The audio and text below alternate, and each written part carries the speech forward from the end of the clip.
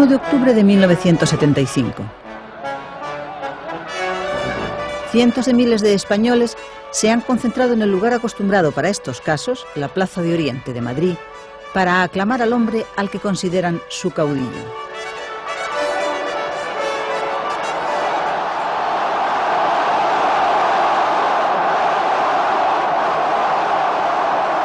Este hombre se llama Francisco Franco. Es el jefe del Estado español. Los que le son adictos le llaman el caudillo, también el generalísimo. Los que le son contrarios le llaman el dictador. El 1 de octubre de 1936, en plena Guerra Civil Española, fue designado por sus compañeros de armas como jefe del nuevo Estado español con poderes absolutos. Desde entonces, Franco viene ejerciendo sobre el país ese poder absoluto que le fue otorgado 39 años atrás. Ahora está a punto de cumplir 83 años. Y esta va a ser la última vez que los españoles le ven con vida.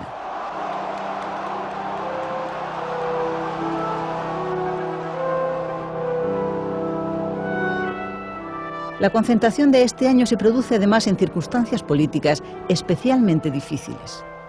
Hace tan solo 3 días que han sido fusilados en España 5 hombres, miembros de las organizaciones terroristas ETA y FRAP. Juzgados en consejos de guerra, fueron condenados a muerte por los asesinatos de 3 miembros de las fuerzas de orden público. En realidad, las sentencias de muerte dictadas por los tribunales militares habían sido 11, pero el gobierno decidió indultar a 6 de los condenados.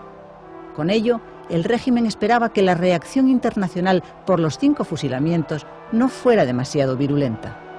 Esfuerzo vano.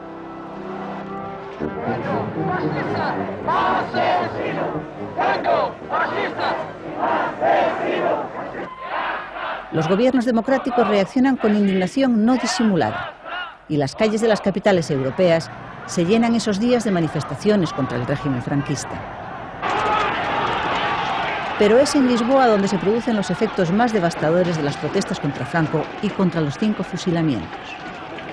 Allí, los enfurecidos manifestantes queman literalmente la embajada de España.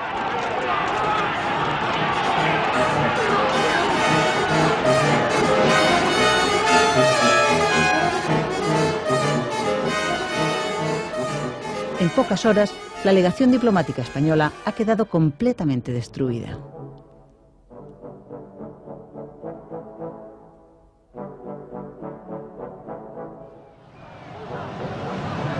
Más o menos a las mismas horas en que esto sucede en Lisboa, en Madrid los franquistas se encargan de hacer oír ante las embajadas europeas su opinión sobre lo que consideran agresiones extranjeras.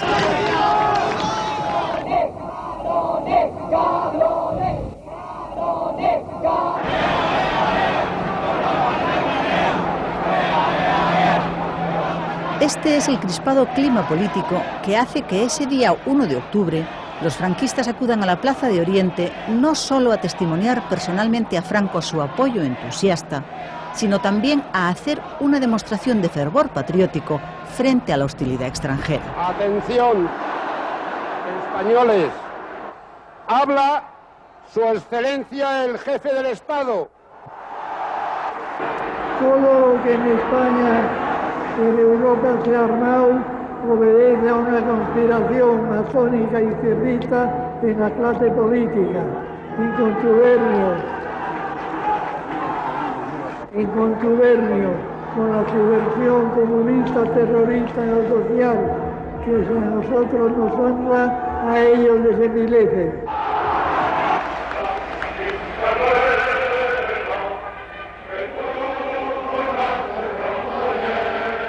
En ese momento, finales de 1975 y casi 40 años después de su fundación, el régimen franquista vive ya íntimamente ligado al ritmo de la vida del propio Franco.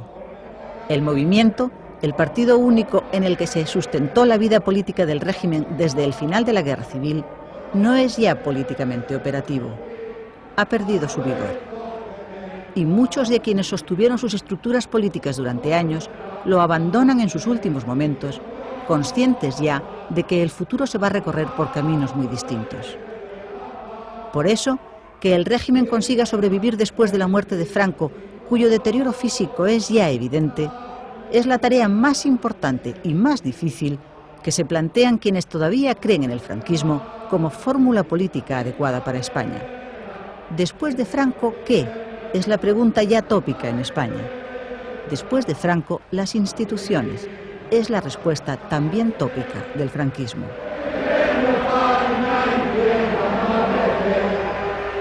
¡Arriba España! Pero, de momento, Franco vive y con su sola presencia mantiene en pie la vida de su régimen. En ese instante, nada hace sospechar su próxima desaparición. Pero el hecho es que Franco ha iniciado ya el camino hacia su muerte.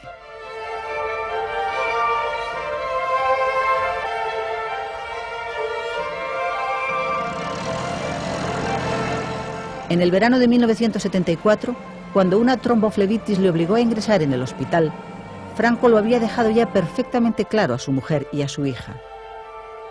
Si me vuelve a ocurrir algo, les dijo, no quiero volver a un hospital. Lo que suceda en casa. La casa de Franco es esta, el Palacio de El Pardo, que desde 1940 es la residencia oficial del jefe del Estado.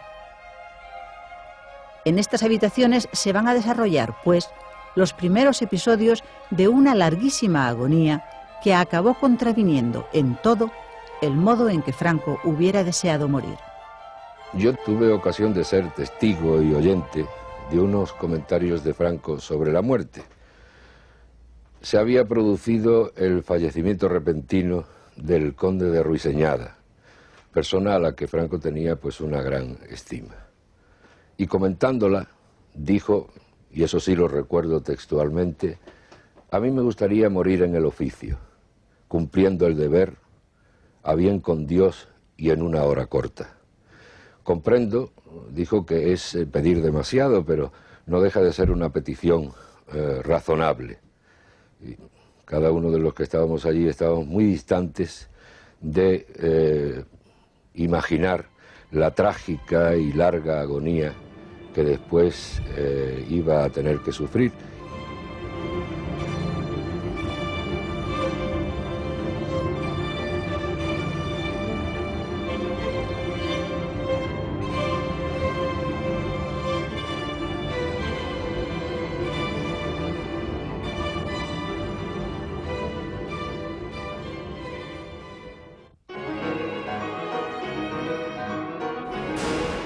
En las cárceles españolas hay, a finales de 1975, cerca de 1.800 presos políticos, miembros en su mayoría de partidos de izquierda o de movimientos sindicales de clase, prohibidos en España. Oficialmente, el régimen les califica como organizaciones subversivas y sus miembros son perseguidos policialmente, detenidos, a veces torturados, condenados y encarcelados después. Para ellos, como para la totalidad de los movimientos políticos antifranquistas que se ven obligados a actuar en la clandestinidad, la idea de la desaparición de Franco es vivida como una esperanza de libertad. Señor Carrillo, usted prevé un largo periodo después de la caída de Franco de una cooperación democrática con su propio partido, siendo un partido minoritario. Sí. Evidentemente yo pienso que en España hace falta un largo periodo de cooperación de las fuerzas democráticas para crear un cuadro constitucional democrático dentro del cual todas las fuerzas políticas puedan desenvolver sus actividades y por consiguiente también la del Partido Comunista. La irreversible debilidad del régimen se debe, según análisis de la oposición, a su total confrontación con las auténticas necesidades políticas de los españoles de ese tiempo. Señor González, ¿qué fuerza atribuye usted a todo lo que se puede considerar ahora como fascista en España, una vez, digamos, desaparecido Franco? Yo creo que se va a desfondar el fascismo, pese a los números que se barajan, porque yo creo que no tiene ya ni poder económico, que ha sido lo que lo ha sostenido, y no ha tenido nunca un poder de masas. no ha habido en España un arraigo de las actitudes fascistas en el pueblo, en las masas, mucho menos desde luego cuando desaparezca Franco.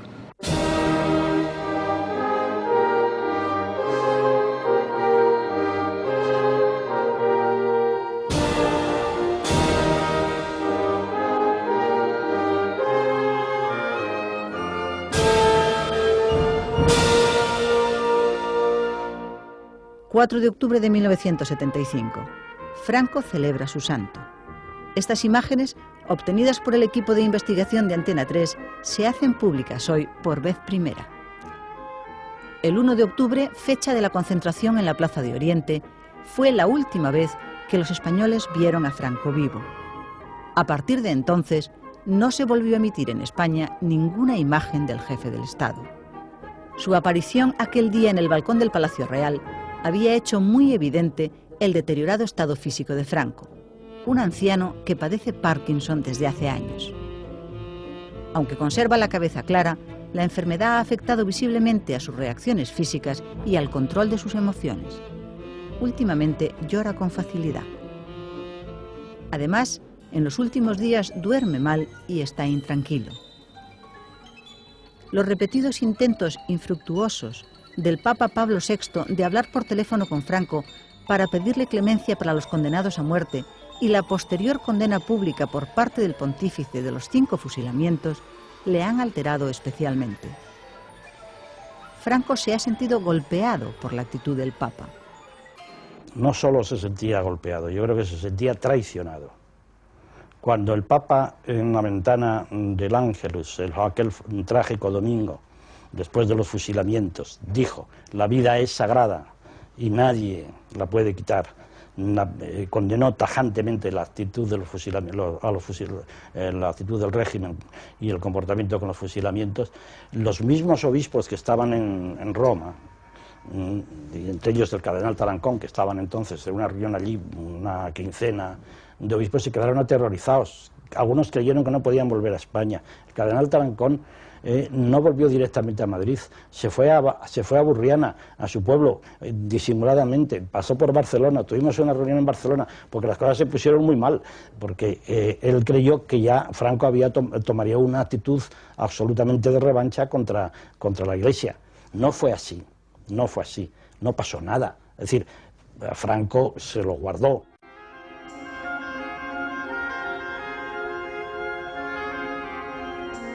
Franco fue siempre un convencido de su papel como baluarte de la cristiandad. Por eso, y a pesar de los graves conflictos vividos en los últimos años, nunca quiso enfrentarse con la Iglesia.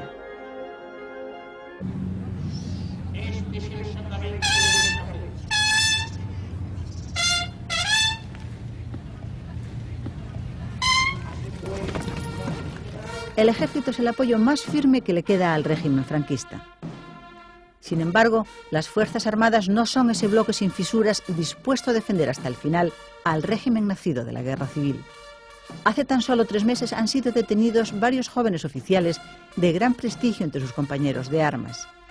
Su delito, formar parte de la llamada Unión Militar Democrática, la UMD, un movimiento cuyo propósito es trabajar para lograr un régimen de libertades en España.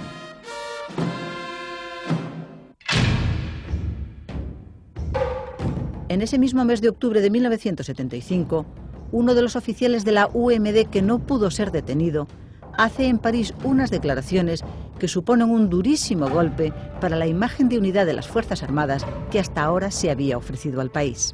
La UMD es una organización que ha nacido para luchar por la transformación política del país en un régimen democrático. Está formada exclusivamente por militares profesionales y no admitimos que los miembros pertenezcan a ningún partido político. La UMD espera que a partir de esta rueda de prensa la opinión pública quede convencida de que esto no es un incidente aislado dentro del ejército, sino que se trata de un amplio movimiento que va a tener consecuencias insospechadas para el régimen.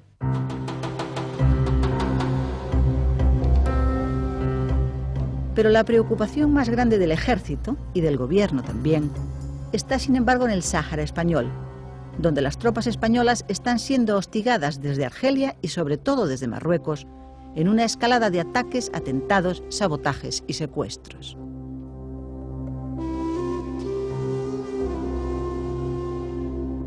Si la tensión sigue creciendo, podría incluso hacer estallar la guerra entre España y Marruecos. Y nada peor le podría ocurrir a un país que, como España, está a punto de entrar en una encrucijada histórica de resultados inciertos.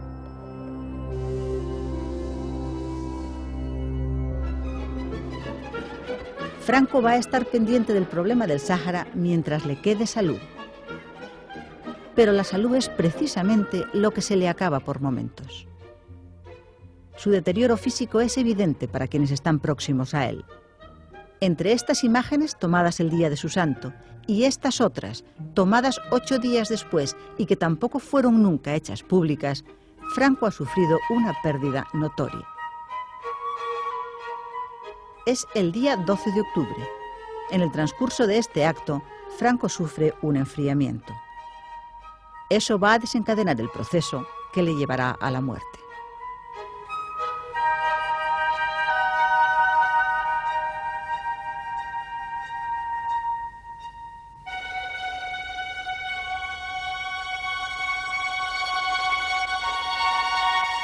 En la madrugada del día 15 de octubre, miércoles, Franco empieza a encontrarse mal.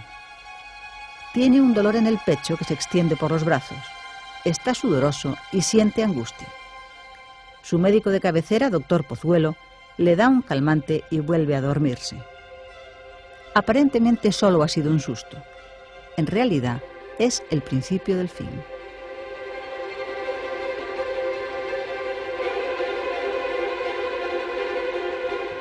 Para el relato que sigue a continuación, el equipo de investigación de Antena 3 ha logrado el testimonio directo, por primera vez en 19 años, del equipo de médicos que atendió a Franco desde los primeros días de su enfermedad.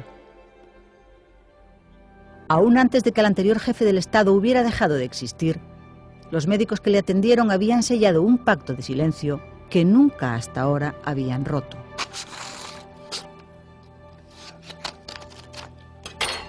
Los documentos que aquí se muestran ven la luz después de haber permanecido durante todo este tiempo celosamente guardados.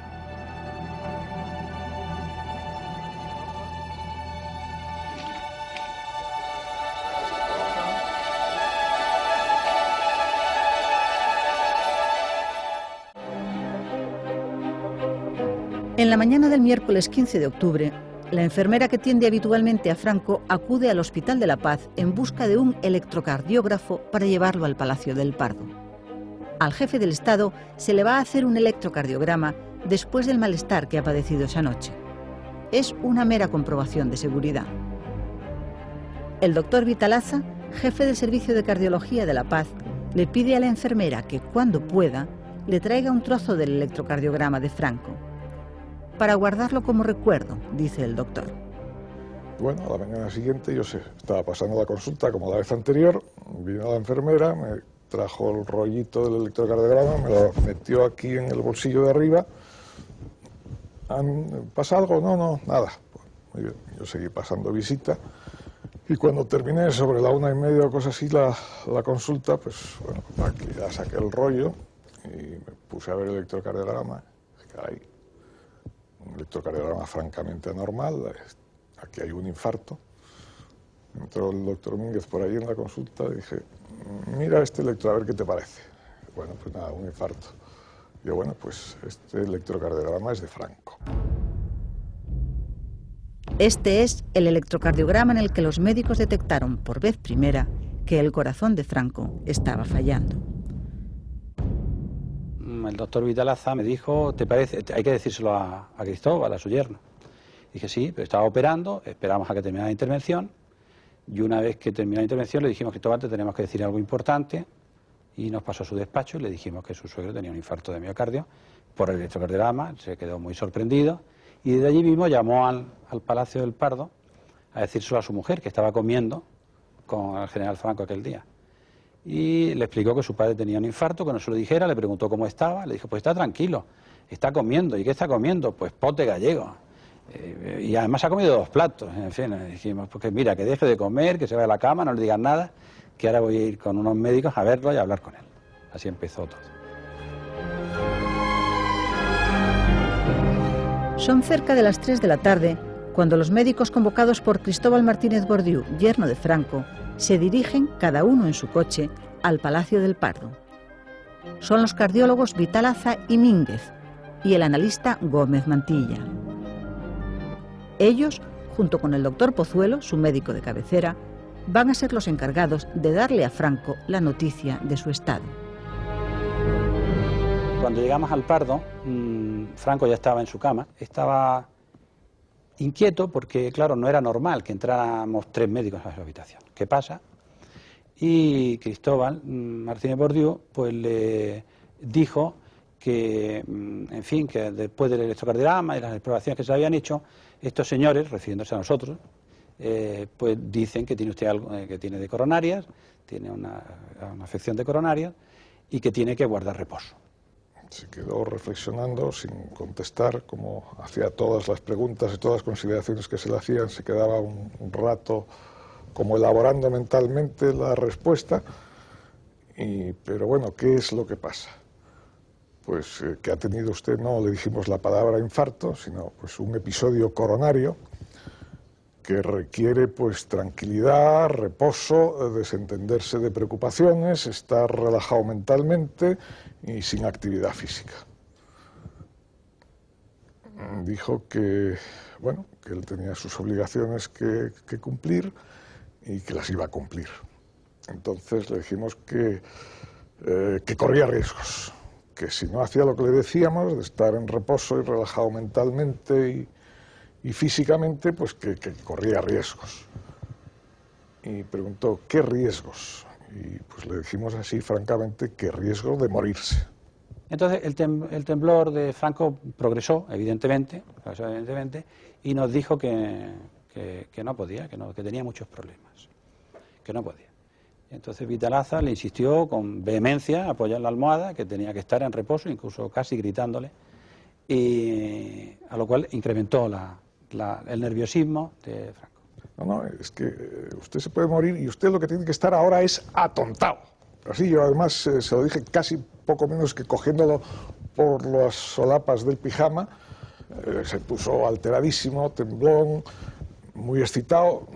Me retiraron de encima de él y después, unos días después, el doctor Martínez Bordiú me dijo que creía que yo era el único que se había atrevido a chillar al generalísimo en muchos años. Salieron todos de la habitación y yo, como lo vi que temblaba, las 2 manos, temblaba hasta la lengua, le temblaba al pobre, con una mirada realmente un poco angustiosa, pues me dio mucha ansia, le cogí la mano y le dije, se apreté, y él me la apretó. Dije, nosotros estamos aquí para ayudarlo, no para crearle mayor conflicto. Necesitamos que esté tranquilo, que esté relajado, que esté en reposo. Y entonces me dijo, muchas gracias, me apretó la mano, pero es que tengo muchos problemas. Y yo le insistí, bueno, pero pese a esos problemas usted tiene que olvidarlos ahora. Y entonces me contestó, es que llevo 15 días sin dormir. Quizá la causa fuera el Sáhara. Quizá la reacción mundial de condena tras los fusilamientos de septiembre. Quizá los atentados terroristas contra varios policías. Quizá todo eso sumado. Pero quienes le atendían muy de cerca sostienen que de todos los hechos que se produjeron esos días, lo que alteró más profundamente a Franco fue la condena del Papa. Las enfermeras que estaban con el general Franco desde su última hospitalización, llevaban con él aproximadamente un año, lo conocían muy bien y entonces ellas manifestaron que toda la presión internacional desde un punto de vista político que se ejerció en aquel entonces en torno a la figura de Franco modificó poco su comportamiento, por así decirlo.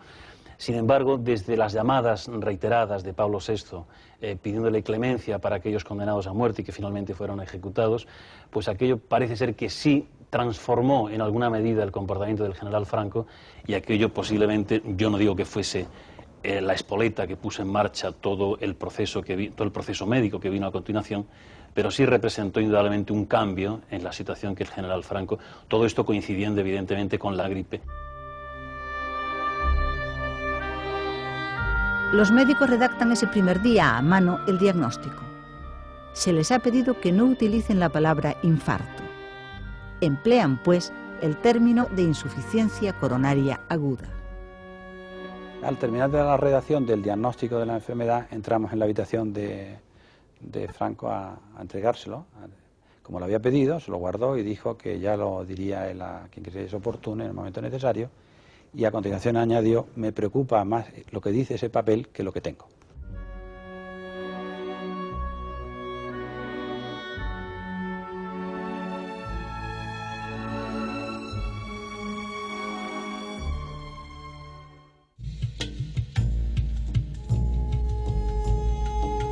Ese mismo jueves 16 de octubre, Hassan II anuncia la Marcha Verde sobre el Sáhara español.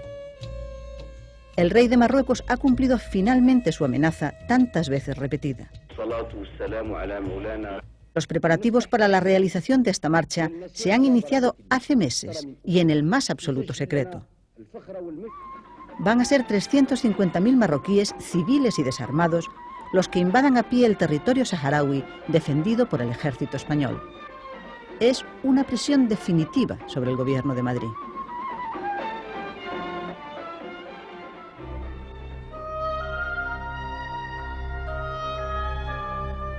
Madrid, viernes 17. En el Palacio del Pardo está convocado el Consejo de Ministros. Los médicos presionan a Franco para que no presida ese consejo, porque en el estado en que se encuentra, su corazón podría no resistirlo.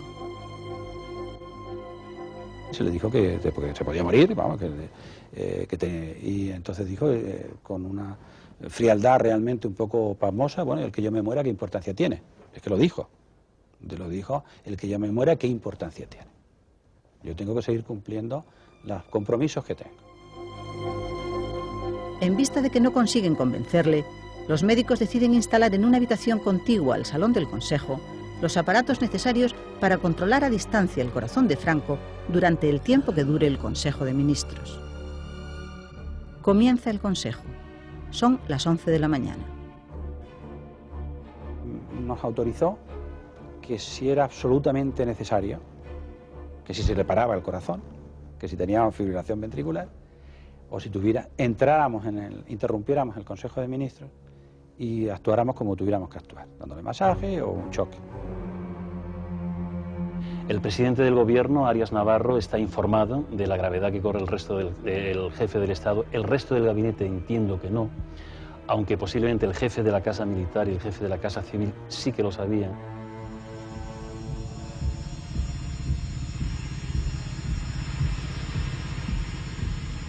Para quienes están al otro lado del salón del Consejo, son unos minutos muy tensos. Parece que, contra la recomendación de los médicos, el gobierno está tratando asuntos importantes. Y tan importantes deben ser los asuntos, aunque se tratan en un periodo de tiempo muy corto, porque el general Franco, a través del control que los médicos están ejerciendo a distancia, dan manifestaciones muy graves, tan graves como que su vida puede acabar en ese momento. El Consejo está abordando el problema del Sáhara. Eso es lo que altera el corazón de Franco. Creo que hubo un momento en el cual el ministro de Asuntos Exteriores, don Pedro Cortina Mauri, que en paz descanse, pues planteó un aspecto con el que no habíamos nosotros contado nunca, que es que el rey Hassan II había dicho en Barcelona que el caudillo le había prometido que se retiraría del Sáhara. A lo que el caudillo, que parecía estar en aquel momento dormido con los ojos cerrados, cosa que era frecuente en él, con los ojos cerrados, los abrió rápidamente y dijo: no, eso no es cierto, yo nunca le hablé del Sáhara. El Consejo termina, por fin. Han sido 20 interminables minutos. Cuando terminó el Consejo, yo noté que efectivamente, dándole la mano al caudillo, tenía fiebre. Y el caudillo se retiró y nosotros quedamos en el Salón de Pasos Perdidos charlando un rato, y el presidente del gobierno, don Carlos Arias, pues dijo que era conveniente que no nos precipitáramos en la salida, con el fin de no causar ninguna inquietud, porque no queríamos dar evidentemente cuarto a ningún pregonero, porque no se sabía todavía qué es lo que podía ocurrir. La enfermedad de Franco sigue siendo un secreto. Mientras tanto, los médicos de Franco van llevando a El Pardo material hospitalario para atender a Franco allí mismo. Cuando se planteó la actitud a seguir en el tratamiento del Generalísimo, lo parecía lo más lógico que se hiciese como con todo el mundo, es decir, pues a una unidad coronaria. Llevar al enfermo a una unidad coronaria y para estar correctamente atendido. Pero Franco no quería salir de su casa. Probablemente no quería repetir ninguna experiencia hospitalaria o deseaba morir en su cama. No lo sé exactamente cuál sería la relación, probablemente esta última. Si llegaba a su final, quería morir en su casa.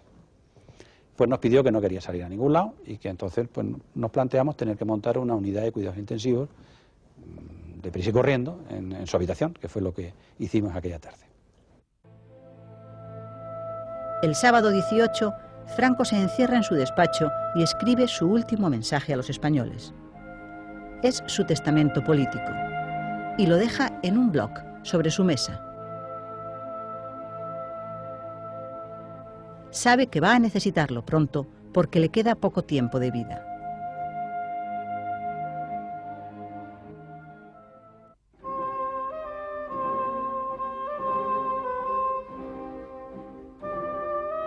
En el Palacio de la Zarzuela, cercano al del Pardo, don Juan Carlos de Borbón asiste a todo esto en silencio y preocupado. Es consciente de que se acerca el momento en que la marcha del país pase a sus manos.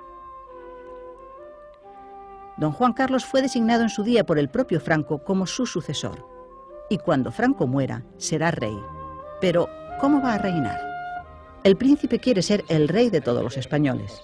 Y así lo sugiere, todavía en vida de Franco, al corresponsal de la televisión alemana, Miguel Vermeeren. No olvide, Vermeeren, que la esencia de nuestra monarquía está en la unión del rey con su pueblo.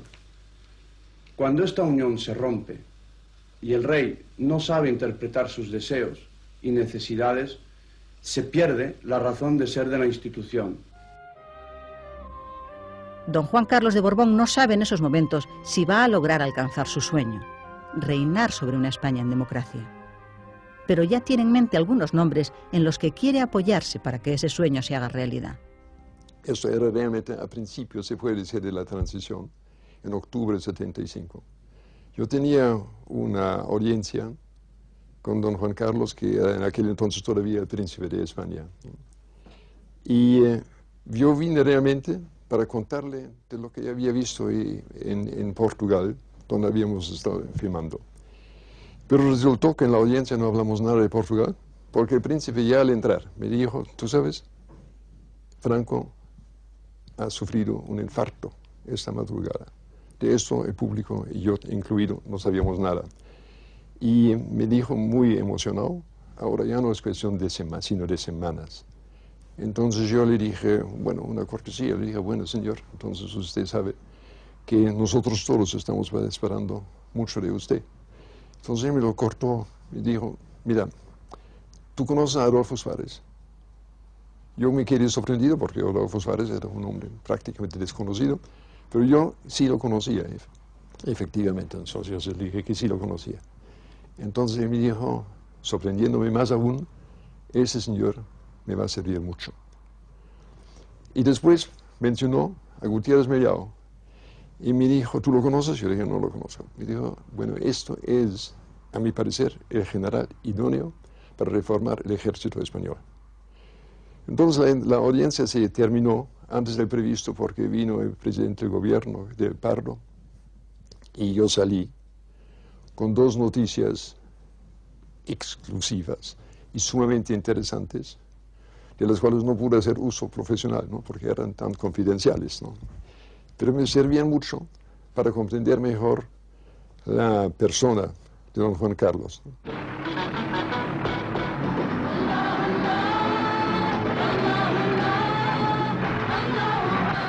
Marruecos. El despliegue logístico montado por las autoridades para trasladar a más de 300.000 civiles hasta Tarfaya, la última población antes de alcanzar la frontera con el Sáhara español, se está desarrollando según lo previsto. Hay un clima de enorme excitación y euforia entre los participantes.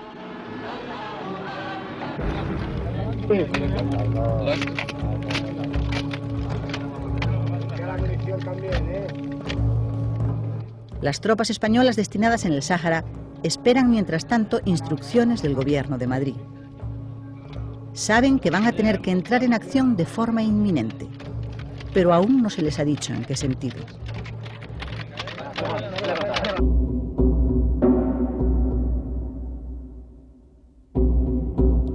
Lunes 20. Esa noche, Franco sufre una angina de pecho de consecuencias gravísimas.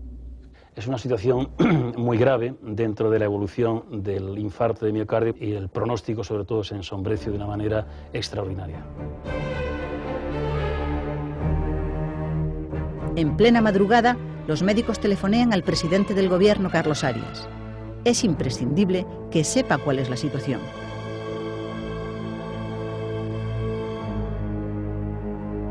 Carlos Arias acude esa mañana a El Pardo. Exigimos los médicos que por lo menos el presidente del gobierno y el entonces príncipe supiesen cuál era la situación de Franco. Y recuerdo la cara de consternación del presidente Arias cuando vino un día a petición nuestra allí al Pardo y le dijimos cuál era la situación. Pero el país sigue sin conocer la situación y Franco sigue sin obedecer a sus médicos. Ese mismo día, por la tarde, se levanta y se va al despacho. Va a recibir al presidente del gobierno. Arias acude convencido de que Franco le va a plantear su renuncia como jefe del Estado. Pero no. Franco le ha llamado para hablarle del Sáhara. Y ahora Navarro nos dijo que Franco había dicho que se pusieran 3 filas de minas de unas determinadas características y que se comunicara al gobierno marroquí, concretamente al rey Hassan, que era una decisión suya personal. El que se pusiera en esas minas. Pero el gobierno de Madrid no se siente en condiciones de amenazar a Hassan II ni de arriesgarse a una posible guerra con Marruecos. Franco se está muriendo y el futuro de España es una incógnita. El momento es delicadísimo. El país no podría soportar los efectos de un conflicto bélico. El gobierno va a intentar llegar a un acuerdo con Marruecos. Pero eso no llega a saberlo Franco. La idea de que Hassan consiga forzar la retirada de España del Sáhara le hubiera resultado particularmente irritante a Franco, un hombre que alcanzó el generalato por méritos de guerra en el protectorado español de Marruecos y que mandó la Legión.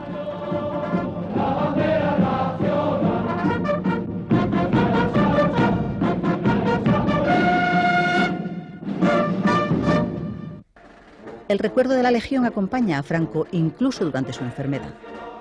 Franco, pasada la primera fase del infarto, se levantaba y le habíamos aconsejado que, porque es uno de los tratamientos del infarto, de que se movilizara, de que hiciera ejercicio físico. Y entonces, en fin, a él le satisfacía hacer el ejercicio físico, hacer marchas militares con la música de himnos de la Legión. Era muy curioso verle paseando por la habitación o por los pasillos del Pardo, pues con marchas de la Legión y marcando el paso.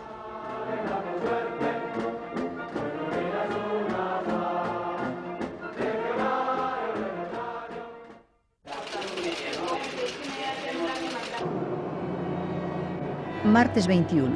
Hace casi una semana que a Franco le ha dado un infarto y la Casa Civil publica una nota diciendo que a causa de una gripe ha tenido una insuficiencia coronaria de la que se recupera con facilidad. No es cierto. La situación de los médicos que tienen en sus manos la vida de Franco se hace insostenible. Y deciden redactar en secreto un documento en el que dejan constancia exacta de lo que ha sucedido desde que ellos llegaron a El Pardo.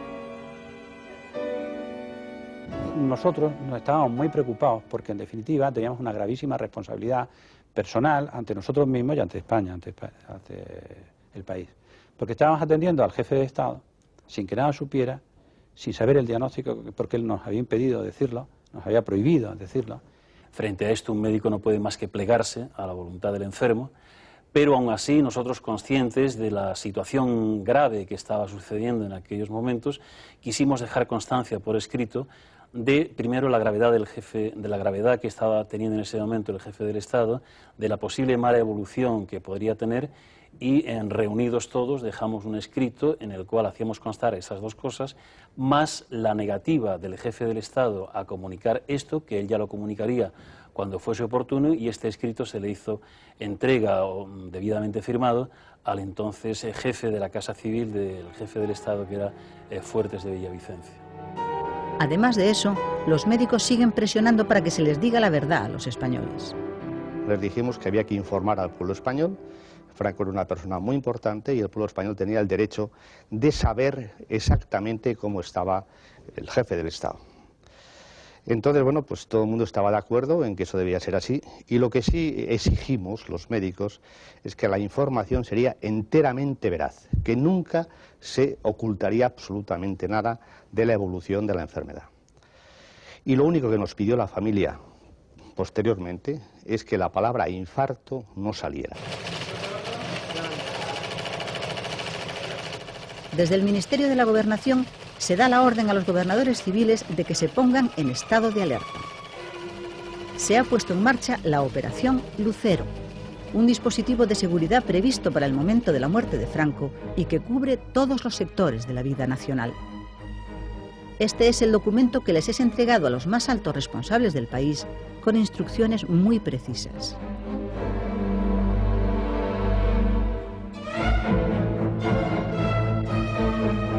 La máxima preocupación del régimen es que no se altere el orden público. Pero el gobierno teme que se produzcan incidentes. Y muchos destacados miembros de la oposición democrática son detenidos y enviados a la cárcel sin cargos. Allí permanecerán hasta que Franco muera. Para entonces los alrededores del Pardo se van llenando de periodistas, porque nadie ha creído la versión oficial sobre la salud de Franco y porque algunas emisoras extranjeras han dado incluso la noticia de su muerte. Los periodistas están pendientes de la bandera que ondea a la entrada de Palacio. Si es dejada a media asta, será cierta la noticia de la muerte emitida por la BBC. Ya no se puede ocultar por más tiempo la verdad. Los médicos logran por fin explicar los hechos. Se hace público el primer parte médico, pero la versión oficial sigue maquillando la realidad. El caudillo venía afectado desde el jueves de la semana pasada de una afección gripal de las que son tan frecuentes en estas fechas. Pese a ello, su ejemplar sentido del deber le llevó a presidir el Consejo de Ministros del viernes 17 que se celebró en el Palacio del Pardo. En el mismo momento en que el ministro de Información, León Herrera, se dirige a los periodistas, el corazón de Franco está fallando otra vez. La situación vuelve a ser de emergencia máxima. Yo estoy monitorizando en ese momento con la enfermera y el cuadro es realmente muy dramático porque tiene una crisis hipertensiva brutal, tiene trastornos del ritmo que indican que ese corazón puede pararse en algún momento, el dolor es incontrolable, la situación hemodinámica, esto no sé si se va a entender bien, la situación circulatoria, por decirlo de alguna manera general, es muy comprometida. A base de tratamiento muy intensivo lo logramos sacar de aquel estado. En España no hay realmente en esos momentos un jefe del Estado. Y el día 26, Cristóbal Martínez Bordiú va a pedirle al príncipe que hable con Franco para que le traspase el poder. Cristóbal nos contó que había visto por la mañana al presidente de las Cortes, al presidente del Gobierno y al príncipe de España. Y que al principio le había dicho que no iba a ver a Franco a pedirle la sucesión a la jefatura de Estado, pero ante insistencia de Bordiú, en que decía que querían tener un padre vivo y no un jefe de Estado muerto, pues dijo que iría por la tarde a hablar con él, pero puso la condición de que Franco tenía que estar completamente lúcido, de que no perjudicase esa conversación a su enfermedad y de que, bueno, si había una cesión de la jefatura de Estado, pues tenía que saber que era irreversible. En vista de eso, los médicos que atienden a Franco son convocados a una reunión urgente que hoy relatan por primera vez. Por la tarde hubo una reunión, efectivamente, donde con toda la familia, el gobierno, el presidente de las Cortes, los militares, jefes de la Casa Civil y Militar, otros militares de otras regiones militares, nos sentaron a los médicos allí por encargo de Cristóbal Martínez Bordiú, que teníamos que decidir si el príncipe entonces iba a venir a pedirle a Franco que dejase en sus manos la jefatura del Estado. Y pues la respuesta pues, quizá la tuvimos más fácil de lo que en principio podría parecer el envite, porque tuvimos que decir que Franco aquella mañana había recibido una dosis de morfina para tratar el edema agudo pulmonar, que estaba más adormilado y que por tanto no estaba quizá en las condiciones idóneas para recibir lo que la información importante que él requería. Era la respuesta negativa a una de las 3 condiciones que había puesto el príncipe, así como la segunda, que tampoco podíamos asegurarle que no iba a empeorar su situación, que es una situación realmente grave. Y la reunión fue corta, fue fugaz y fue positiva. El príncipe no fue a pedirle a Franco nada.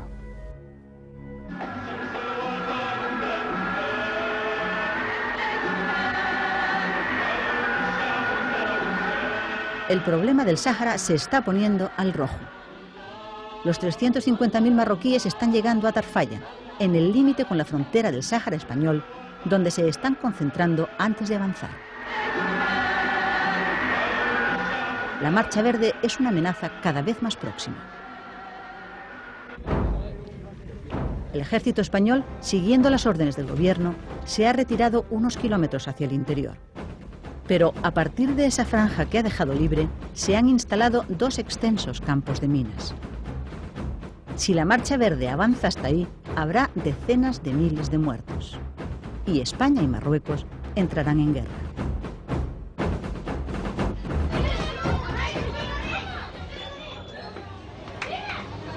Por orden del gobierno, comienza la evacuación urgente de la población civil que vive en El Aaiún.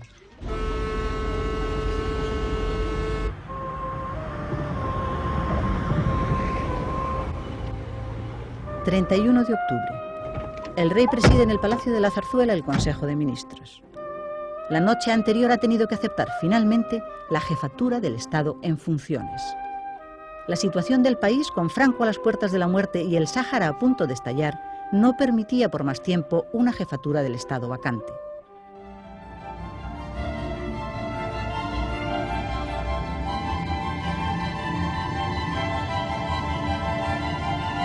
En el entorno de Franco todos están esperando su muerte y están de acuerdo también en que no se siga luchando para evitarla.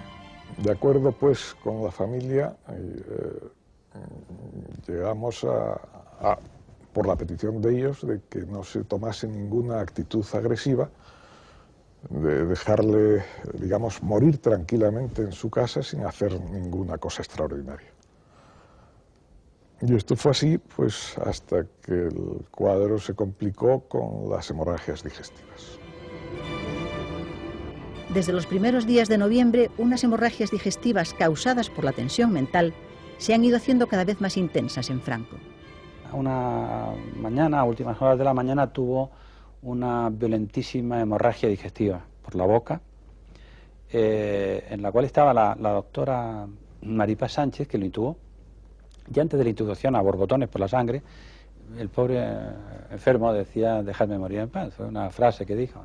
La sangre pues era pues una hemorragia digestiva con vómitos de sangre, sangrando por la nariz, por la boca, con coágulos que había que retirar de la boca para impedir que se atragantara o que se le fueran por la vía respiratoria. Y llegó una situación crítica en que se planteó la disyuntiva, bueno, y así lo hicimos a la familia, se planteó: este señor ahora no hacemos nada y lo dejamos morir tranquilamente porque esto no tiene otra salida, o la única salida es operarle, abrirle la barriga y cortar la hemorragia, que es la que le va a llevar a la muerte. Después de muchas dudas, se decide operar. La cuestión es ¿dónde? Porque todos recuerdan que Franco ya dijo que quería morir en su casa. Y porque el responsable de seguridad no da garantía si se le traslada a un hospital. Se apuntaron posibilidades de una tienda de campaña militar, de una ambulancia o una roulotte de quirófanos de campaña, y se pensó en el botiquín del cuartel de la tropa que ha acuartelado en el Pardo.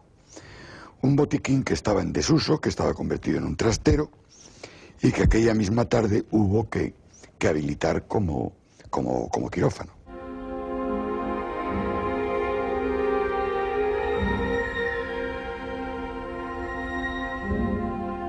El trastero era mínimo, tenía entonces una mesa de operaciones, pues yo creo que de la guerra del 14, antidiluviana.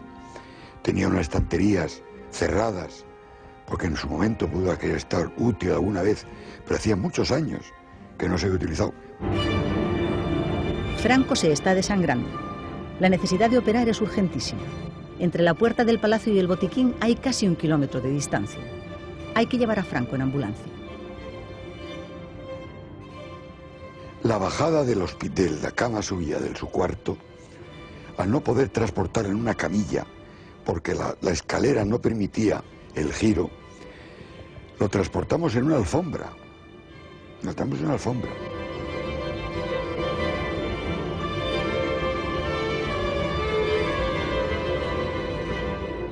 En el corto trayecto desde la puerta del palacio de Salimos, en la ambulancia, en la alfombra, al cuartelillo, me impresionó grandemente, era de noche, el respeto y los taconazos de la Guardia Civil.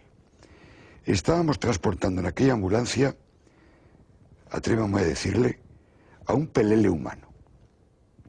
Un señor envuelto en una alfombra, sangrando y transportándola. Pero esa persona era el jefe del Estado.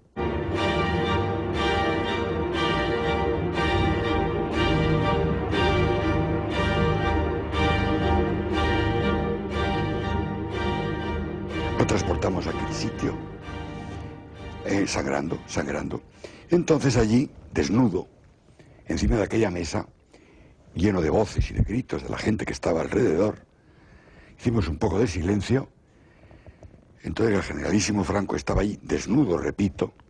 Yo fui a buscar algo para taparlo. Encontré una toalla amarilla.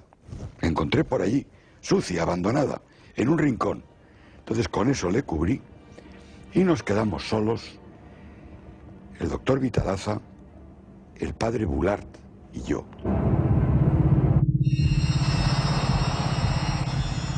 Bueno, pues inició la intervención por el doctor Hidalgo Huerta, que trajo su equipo del entonces Hospital Francisco Franco. Se instaló todo, se hizo la intervención quirúrgica y se fundieron los plomos. Se apagó la luz. En plena intervención nos quedamos a oscuras. ¿Qué hacer? Llamaron al electricista del pueblo del Pardo, que vino,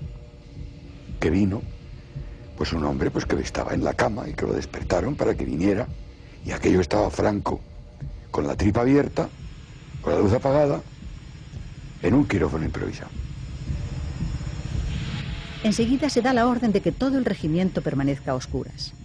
Toda la potencia eléctrica disponible tiene que estar al servicio de la enfermería. Y se hizo la luz y se continuó la intervención. Y me convertí en lámpara. Me dieron una lámpara y me colocaron encima de ahí, iluminando como pude. Me daba unos chispazos horrorosos porque el suelo estaba húmedo y yo tenía una lámpara en la mano. El doctor Hidalgo Huerta, cirujano, logra suturar las múltiples úlceras sangrantes que descubren el estómago de Franco. Por fin, la dramática operación termina.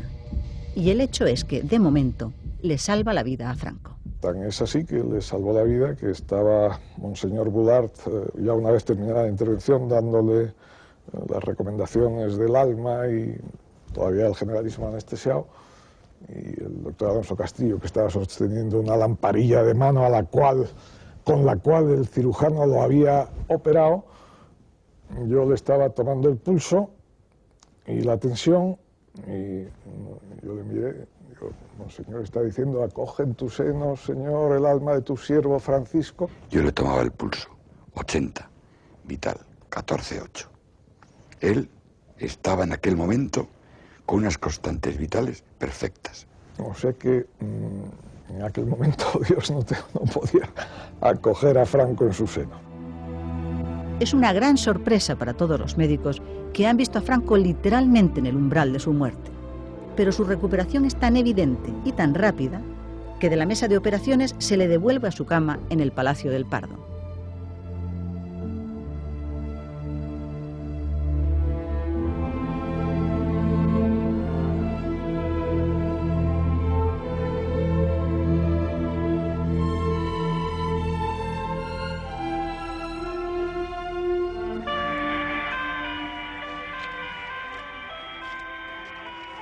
A las 13:30 horas del día de hoy, la situación clínica de Su Excelencia el Generalísimo es la siguiente.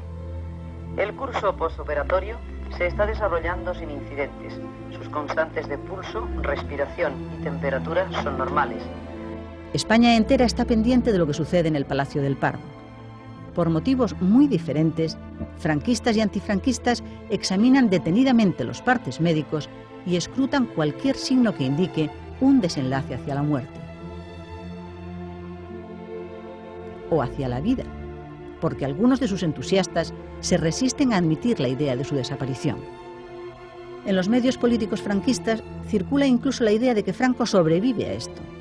La clase política, una parte de la clase política, no se convencía de que Franco se moría, a pesar de que era patente. Yo me acuerdo de una reunión de gente joven y aperturista de aquel entonces que tuvimos con una jerarquía mayor del movimiento que nos llegó a decir: no os preocupéis, Franco no se muere.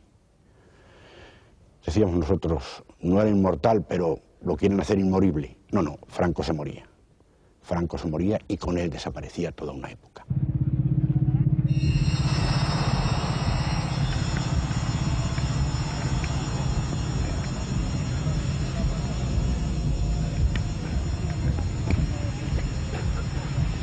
Franco tardará aún 2 semanas en morir. Los médicos no quieren ni pensar en repetir las sórdidas condiciones en las que se produjo la primera intervención. El día 5 de noviembre es ingresado en el Hospital de la Paz. Allí va a sufrir 2 nuevas operaciones, a vida o muerte, pero Franco las resiste. Este señor salía de todo, es decir, complicaciones gravísimas, tenía una regulación de su organismo. En las situaciones más críticas y más graves, shock intenso y profundo, se quedaba pues frío, sin circulación en todo el organismo, sin pulsos por ningún lado, salvo en las carótidas. Aquello seguía latiendo rítmicamente y tensamente. Toda la sangre, o la poca sangre que quedaba en aquel organismo, iba a irrigar el cerebro, que era el órgano fundamental y es, vamos, en todos nosotros, del funcionamiento del organismo humano. Pero nadie duda de que el proceso es irreversible. Franco está intubado. Sus funciones físicas necesitan asistencia. Es un cuerpo derrotado ya. Y lo que todos se preguntan ahora no es si va a ser capaz de recuperarse, sino cuánto tiempo más va a tardar en morir. شعبي العزيز، غدا إن شاء الله ستخترق الحدود. El rey de Marruecos ha aprovechado con gran habilidad la delicada situación política española condicionada por la agonía de Franco y mantiene su pulso durante todo este tiempo, consciente de que va a acabar saliendo ganador.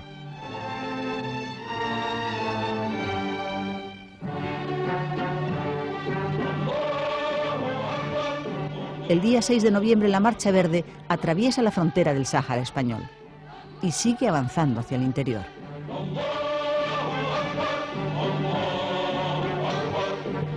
Si las multitudes continúan adelante, van a alcanzar los campos de minas y decenas de civiles, mujeres, hombres y niños van a morir.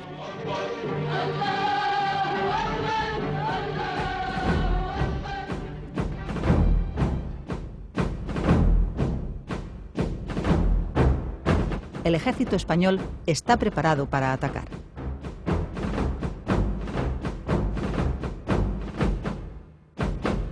Pero las conversaciones diplomáticas entre España y Marruecos alcanzan en el último momento un compromiso.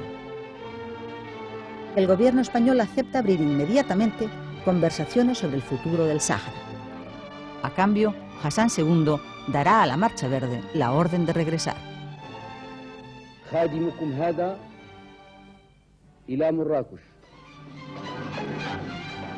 El rey Hassan ha ganado finalmente su partida. España ha cedido en sus intereses legítimos y en sus compromisos con la población saharaui, pero a cambio ha evitado una guerra.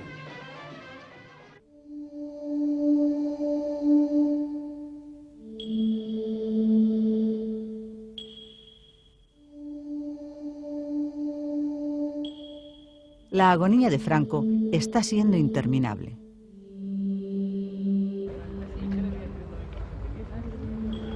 En el ámbito de lo político, está alimentando la multiplicación de maniobras, conspiraciones y pactos por parte de quienes dentro del franquismo quieren seguir manteniéndose en el poder, de modo que el futuro pase luego por sus manos.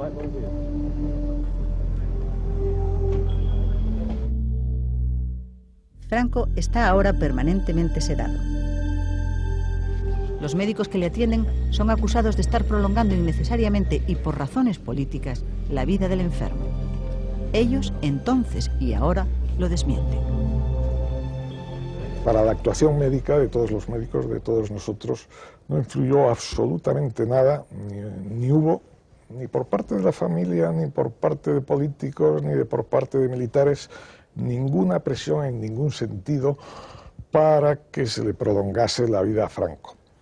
Actuamos según nuestro recto conocer y entender, como si hubiese sido cualquier otro enfermo.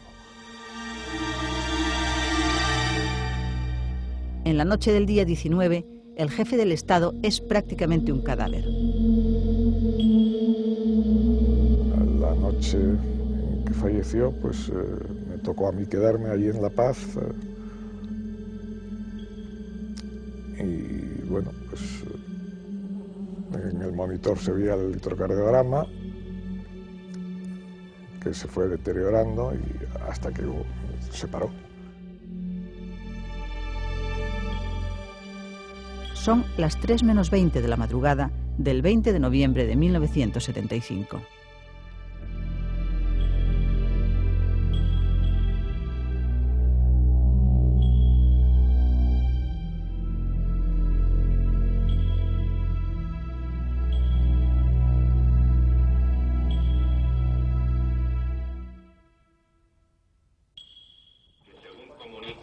Los médicos de turno, Su Excelencia el Generalísimo acaba de fallecer por parada cardíaca como final del curso de su shock tóxico por peritonitis.